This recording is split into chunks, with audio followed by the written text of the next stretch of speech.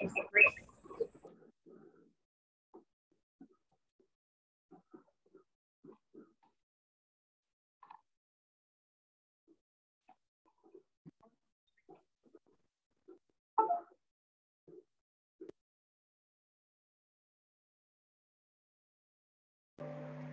আসসালামু আলাইকুম।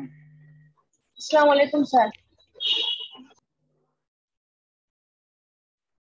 আসসালামু আলাইকুম স্যার। ওয়ালাইকুম সালাম। তোমরা আমাকে শুনতে পাচ্ছ?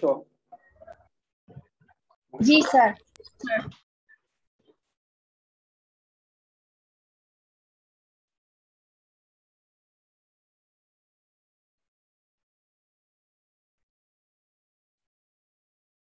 হ্যাঁ, সবাই তাড়াতাড়ি করে কানেক্ট হও।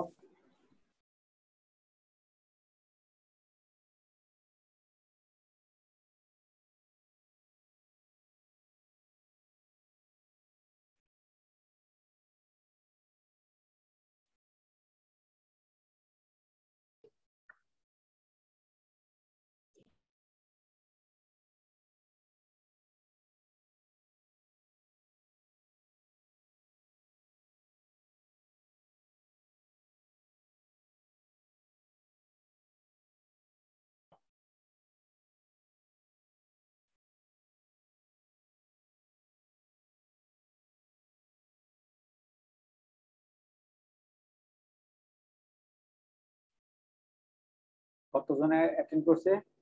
20 না?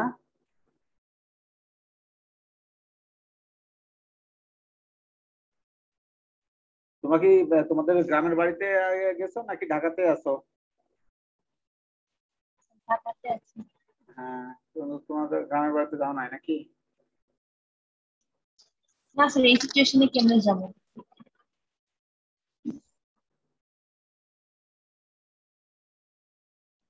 স্যার, একটা কোশ্চেন, যে আমাদের সিটি আছে না, ওটা 2 নাম্বার কোশ্চেনটা একটু আমাকে বুঝিয়ে দিবেন স্যার। জাস্ট কোশ্চেনটা আমি বুঝিনি যে আমার জি আইডি। স্যার, সেম ওই কোশ্চেনটা আমিও বুঝি না, এটা একটু বুঝাই গেলে কি ভালো। ছিল বলো? স্যার, সিটির 2 নং কোশ্চেনটা।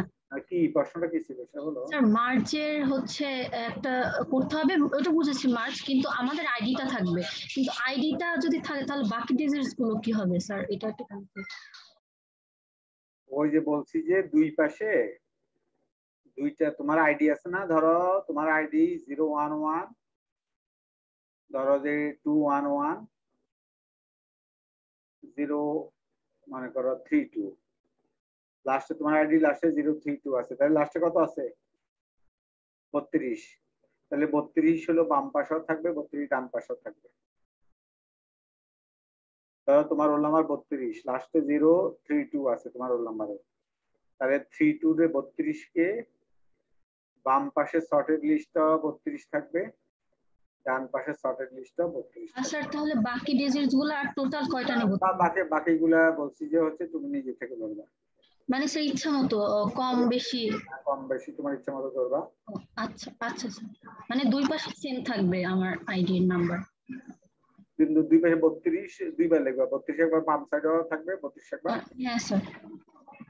স্যার, শুধু তো মার্চ শর্টটা কিভাবে হয়, ওই যে নাম্বারটা ছোট বড় আই জে কে, ওইটা ট্রি তো লাগবে না, রিকারশন ট্রি? না, থ্রি আসতে পারি না, তোমাকে বলছি। আচ্ছা। Now, dear student, I will start my class. Already 19 minutes past. So now I am starting my class. আমি লক্ষ্য করো তোমাদেরকে এখানে দেখাচ্ছি যে গত ক্লাসে দেখাচ্ছি যে ইটারেটিভ অ্যালগরিদমের টাইম কমপ্লিসিটি তুমি কিভাবে করবা। ফর লুপ একটা দিয়েও দেখাচ্ছি, ফর লুপ তোমাকে দুইটা দিয়েও দেখাচ্ছি। যে ওই ধরনের এই যে ফর লুপ দিয়ে দেখাচ্ছি, ওগুলো হচ্ছে যে for loop, while loop, do while loop, এগুলা দিয়ে যদি দেখাই তাহলে সেটাই সেই অ্যালগরিদম নাম হচ্ছে ইটারেটিভ অ্যালগরিদম। কিন্তু এখন দেখাবো হচ্ছে রিকার্সিভ অ্যালগরিদম। রিকার্সিভ অ্যালগরিদমের টাইম কমপ্লেক্সিটি অ্যানালাইসিস। রিকার্সিভ অ্যালগরিদমের টাইম কমপ্লেক্সিটি অ্যানালাইসিস দেখাবো। গত ক্লাসে আমি সবার শেষে ফর লুপ দিয়ে, তারপর হচ্ছে যে হোয়াইল লুপ, এগুলা হচ্ছে for loop, while loop, do while loop, এই যে এগুলা দিয়ে যদি আমরা কোনো প্রোগ্রাম আমরা ইমপ্লিমেন্ট করি, for loop, while loop, do while loop, ওই ধরনের প্রোগ্রামকে আমরা বলবো হচ্ছে ইটারেটিভ প্রোগ্রাম। কিন্তু যদি আমরা রিকারশন দিয়ে করি তাহলে সেই প্রোগ্রামের নাম হচ্ছে রিকারসিভ প্রোগ্রাম। লক্ষ্য করো, এই যে আমাদের ফ্যাক্টোরিয়াল বের করা, এই যে ফ্যাক্টোরিয়াল বের করা অ্যালগরিদমটা রিকারশন দিয়ে আমি আমার এসপিএল ক্লাসে দেখাইছি। আমি জানি না অন্য সেকশন দেখিয়েছি কিনা। এই প্রোগ্রামটা আমি হচ্ছে আমার এসপিএল ক্লাসে দেখিয়েছি।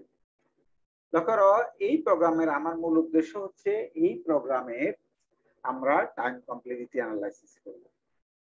এই প্রোগ্রামটা, এই ফ্যাক্টোরিয়ালের প্রোগ্রাম তোমরা কিন্তু লুপ দিয়ে পারো, সবাই লুপ দিয়ে পারো, যে লুপ দিয়ে তোমরা করতে পারো যে ফ্যাক্টোরিয়ালের প্রোগ্রাম লুপ দিয়ে কিভাবে করতে হয়। ফ্যাক্টোরিয়ালের প্রোগ্রাম লুপ দিয়ে কিভাবে করতে হয় সেটা তোমরা জানো, কিন্তু আমি এইখানে ফ্যাক্টোরিয়ালের প্রোগ্রামকে লিখেছি হচ্ছে রিকারশন দিয়ে। রিকারশন কেন বলছি? লক্ষ্য করো, তোমার ফাংশনের নাম হচ্ছে ইন্ট ফ্যাক্টোরিয়াল ইন্টিজার n। তুমি এই ফাংশনের ভিতরে বসে ফ্যাক্টোরিয়াল n-1 দিয়ে আবার কল করেছো। আমি আবার বলছি, ইন্ট ফ্যাক্টোরিয়াল ইন্ট n, এটা হচ্ছে ফ্যাক্টোরিয়াল ফাংশনের শুরু, এটা হলো ফ্যাক্টোরিয়াল ফাংশনের শেষ। Within this factorial function, I have called the factorial function again. From inside the factorial function, I have called the factorial function again. দেখতে পাচ্ছ যে এই যে ফ্যাক্টোরিয়াল ফাংশন আছে, ওর ভিতরে থেকে আমি ফ্যাক্টোরিয়াল ফাংশনকে আবার কল করেছি। Since the function factorial calls itself from inside the function, because of that, this function is called a recursive function. The process is called recursion. তাহলে লক্ষ্য করো, এই ফাংশনটা হচ্ছে ফ্যাক্টোরিয়াল ফাংশন, এটাকে হচ্ছে যে আমি এখানে ফ্যাক্টোরিয়াল ফাংশন করতে কল করেছি ফ্যাক্টোরিয়াল ভিতরে বসে। এই ধরনের মনে রাখবা, এইগুলোকে বলা হচ্ছে রিকারসিভ ফাংশন।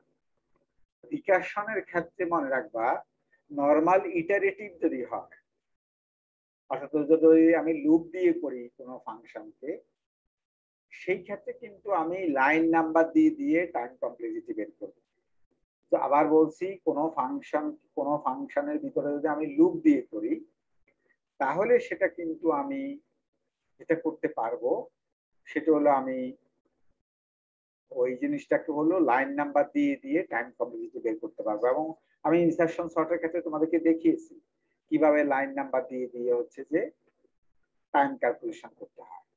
এবং গত ক্লাসেও দুইটা দেখিয়েছি, দুইটা, একটা হলো নেস্টেড ফর লুপ দিয়ে আর একটা হচ্ছে সিঙ্গেল ফর লুপ দিয়েও দেখিয়েছি যে লাইন নাম্বার দিয়ে দিয়ে কিভাবে টাইম ক্যালকুলেশন করতে হয়। কিন্তু লক্ষ্য করো, এটা রিকারসিভ ফাংশন, কারণ তোমার ফাংশনের নাম ফ্যাক্টোরিয়াল। লক্ষ্য করো, এই ফাংশনের ভিতরেই আবার আমি ফ্যাক্টোরিয়ালকে কল করেছি, অর্থাৎ তাহলে ফাংশন নিজে নিজেকে কল করবে। এই ফ্যাক্টোরিয়াল ফাংশনকে কল করবে। This type of function is called recursive function. The process is called recursion.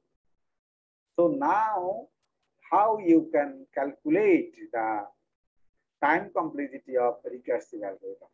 Recursive algorithm এর time complexity কিভাবে বের করবে, এটা হচ্ছে কিন্তু বিষয়। You have to remember that at first you have to calculate a recurrence relation for time. You have to calculate a recurrence relation for time. Here I have calculated a recurrence relation of time. How this recurrence relation from this recursive function I can calculate. Dear student, here, for example, total time required for factorial function is Tn. Total time to calculate the time complexity of factorial function is Tn. অর্থাৎ হলো Tn হচ্ছে total ফ্যাক্টোরিয়ালের time calculation জন্য যে time লাগে সেটা। Now dear student, this is also a factorial. Our total time is Tn. Since we have n,